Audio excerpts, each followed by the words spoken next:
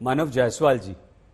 मानव जी, नीति आयोग एक think tank है।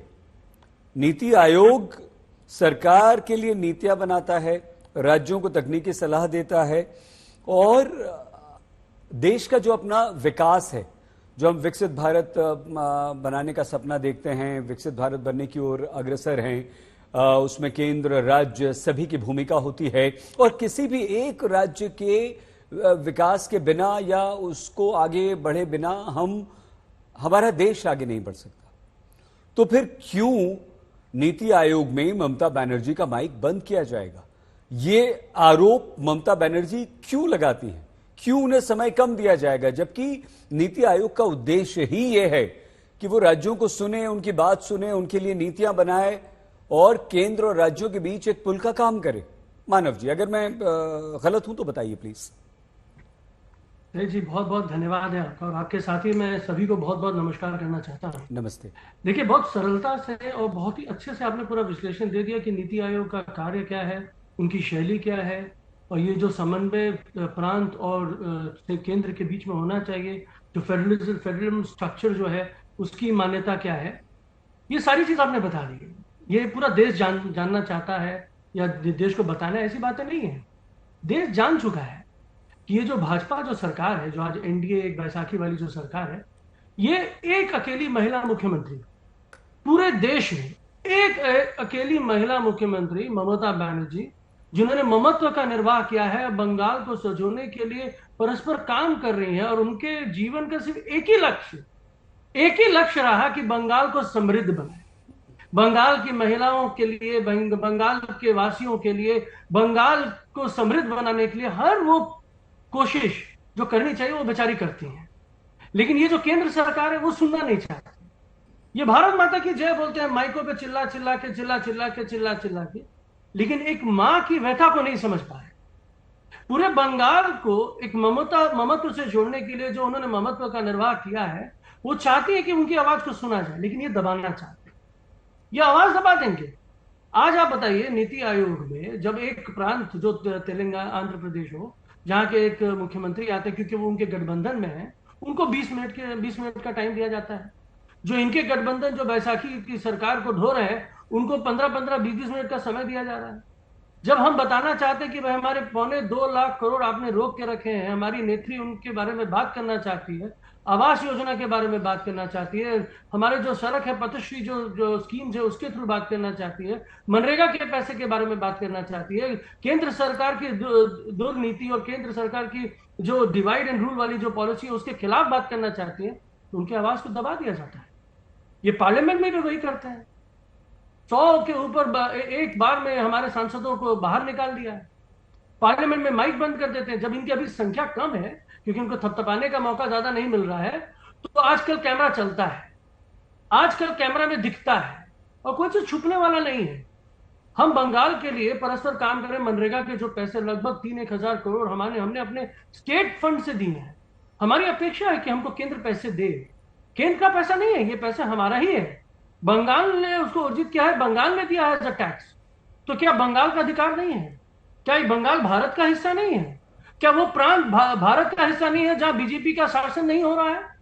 क्या वो प्रांत भारत का हिस्सा नहीं है जहां बीजेपी राज नहीं कर पा रही है? क्या ये राजवाड़ा चलाने जाते हैं? सेंगोल से लेके अभी तक इनको राजवाड़ा चाहिए। भाई, अगर तुम मेरे अधीन हो तो मैं तुमको देखूंगा, लेकिन अगर तुम स्वतंत्र हो, तुम मेरे अधीन नहीं हो, मैं तुम्हें नहीं देखूंगा। आज भारत स्वतंत्र देश है, यूनियन ऑफ स्टेट है। हर प्रांत का अपना योगदान है, हर व्यक्ति का अपना योगदान है, हर एक नेत्री का अपना योगदान है, हर बच्चे का अपना योगदान है। आप उसको छीन रहे हैं, आप भारत को वंचित कर रहे हैं, आप भारत को एक अलग अंधकार में लेके जाना चाहते हैं। और मैं अंसारी जी आपका बहुत बहुत धन्यवाद फिर से देना चाहता हूं कि बड़े सरलता से आपने बताया कि किस तरीके से आवाज को रोका जा रहा है। अब हमारे आवाज को रोक सकते हैं, माइक बंद करा सकते हैं, लेकिन जनता को नहीं रोक सकते। जनता ने दिखा दिया है और उल्टी गिनती शुरू हो चुकी है।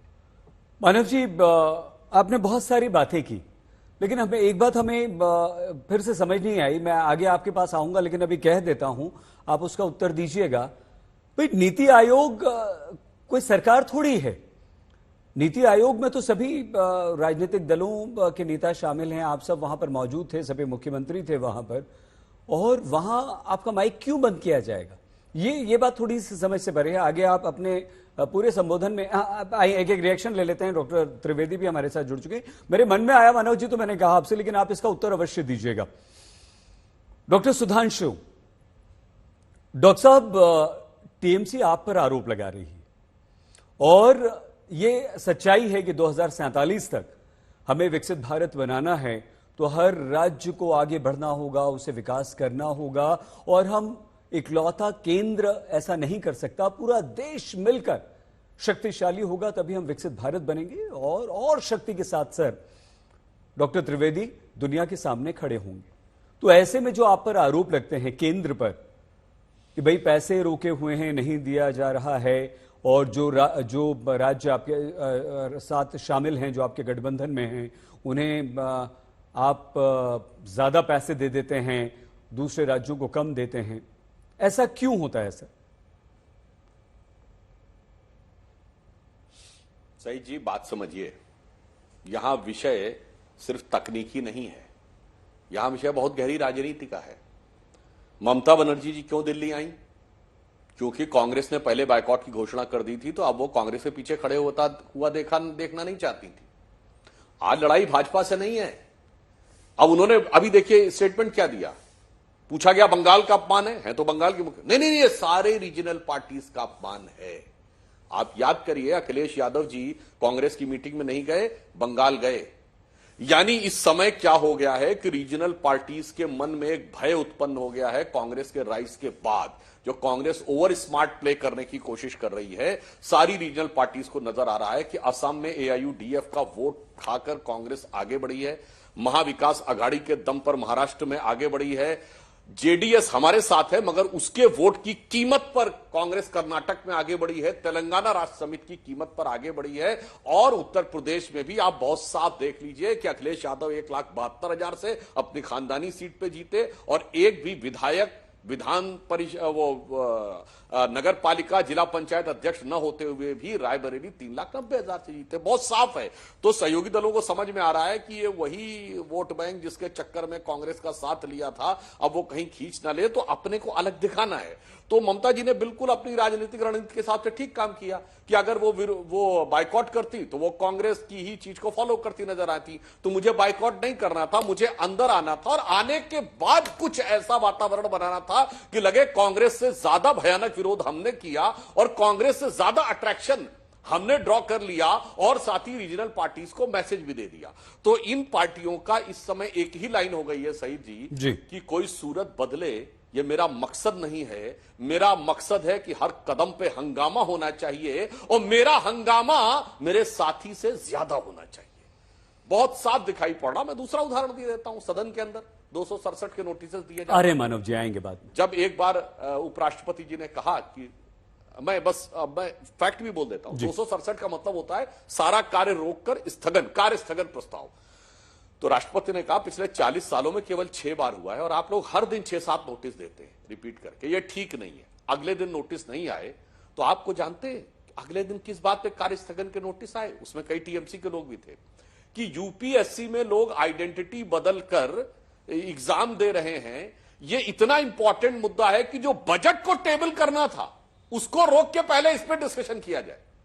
इसके लिए 267 का, जबकि वो यूपीएससी का विषय है, वो सदन, और इस पर डिस्कशन क्या होगा, इस पर तो जांच होनी चाहिए, मगर बजट को टेबल करने से पहले किया जाए। यानी सिर्फ दर्शाना था कि अगर कांग्रेस इस पे तू डाल में पात, तू डाल में पात, मुख्य मुद्दा ये है। और मानव जी ने अच्छी बात कही कि ममता जी के दिल में ममता है, पर किसके लिए ज्यादा ममता दिखाई पड़ा जब उन्होंने कहा कोई मेरा दरवाजा खटखटाएगा बांग्लादेश से तो मैं अपने दामने रहमत का दरवाजा खोल दूंगी, सारी ममता उस पर उड़ेल दूंगी, और जिसके लिए बांग्लादेश की प्रधानमंत्री तक ने आपत्ति दर्ज कर दी। और मैं एक लाइन और बोल दूं, और सारे देश को सुनना चाहिए कि सबसे बड़ी जीत इस लोकसभा चुनाव में कहां हुई है। असम की धुबरी सीट पर कांग्रेस के रकीबुल हसन 10,25,000 वोट से जीते हैं, जिसे असम की सामान्य भाषा में, वहां प्रचलित भाषा में मिनी बांग्लादेश कहा जाता है। और बदरुद्दीन अजमल एआईयूडीएफ की चीफ धुबरी सीट से हार गए।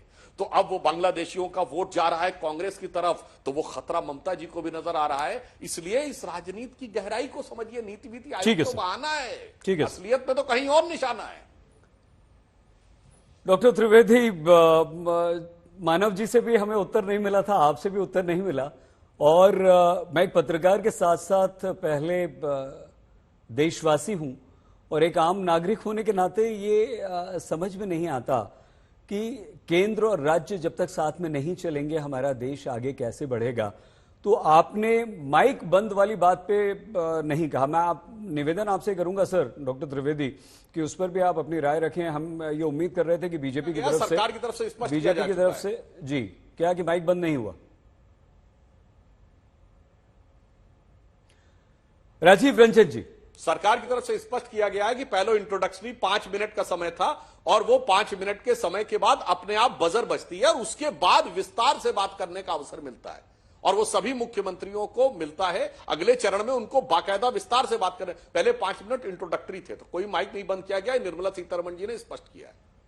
ठीक है मानव जी, आप इसका उत्तर दीजिएगा, लेकिन राजीव रंजन जी, राजीव जी, क्या आपको लगता है, देखिए इस बैठक में, आज की इस बैठक में और पहले की जितनी भी बैठकें होती रही हैं नीति आयोग की, और भले ही पहले जो योजना आयोग इसका नाम था कहा जाता था, तब भी ये होता था कि जो पार्टी केंद्र में है, अगर उसके सहयोगी तो आते थे, उसके अपने राज्यों के लोग तो आते थे, और इस बैठक में भी ये हुआ कि बीजेपी शासित राज्यों के मुख्यमंत्री तो आए, जो सहयोगी हैं उनके मुख्यमंत्री तो आए, लेकिन जो विरोधी इंडिया गठबंधन के विभिन्न नेता हम लगातार दिखा रहे हैं इस स्क्रीन पर बड़ा बड़ा, अगर आप लोग देख रहे हो तो राजीव जी, वो नहीं आ रहे हैं।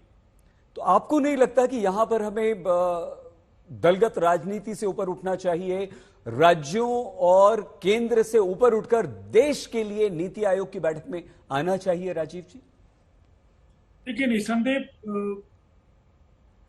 सईद अंसारी जी, आपने जो कहा है, मैं आपकी भावना का सम्मान करते हुए अपनी बात आगे रखूंगा। दरअसल पहले अगर कभी नीति आयोग या योजना आयोग की बैठकों से अलग रहने का फैसला कुछ राज्यों के मुख्यमंत्रियों के द्वारा किया गया, तो उनके कई बार अलग अलग उसकी वजह होते रहे, लेकिन इस बार की वजह, तो ये बहुत पुराने दिन की बात भी नहीं है, कई दिन गुजरे भी नहीं है जब देश के बजट में बिहार और आंध्र प्रदेश के लिए कुछ बड़े ऐलान, और इन घोषणाओं के बाद जो विपक्ष का तेवर था, जिस तरह से बिहार के 13 करोड़ लोगों की बेबसी और उनकी वेदना का उपहास उड़ाते हुए किसी ने समोसा और जलेबी बताया, तो दूसरी तरफ कुछ लोग एक तरफ काफी परेशान थे कि बिहार को और उड़ीसा, ये आंध्रा को बहुत ज्यादा कुछ मिल गया,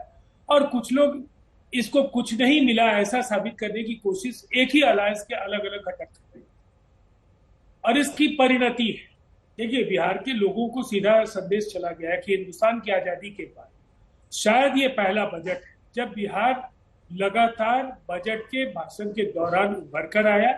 बजट में बिहार के लिए बड़े ऐलान हुए, साथ ही साथ आंध्र प्रदेश के लिए भी जो ऐलान थे, इस तरह की घोषणाओं से जो लोग असहमत थे, उन्होंने नीति आयोग की बैठक में जाने से मना किया। तो सबसे पहले तो ये इसका जो नुकसान है, इन्हें बिहार जैसे राजनीतिक दृष्टि से मैं काफी उर्वर राज्य मानता हूँ, और बिहार ने बराबर बड़े संदेश देने के काम किए हैं। जब भी बिहार से कोई बात निकल कर आती है तो उसका पूरे देश के राजनीतिक पटल पर असर होता है, और इस बार 2025 के चुनाव में तो इनकी मिट्टी पलीत होनी तय है। देश की राजनीति पर भी इसका व्यापक असर होता है। अब मैं एक बात कहना चाहता हूँ, आपने काफी विस्तार के साथ नीति आयोग की भूमिका की चर्चा की, और निसंदेह योजनाओं का निर्धारण,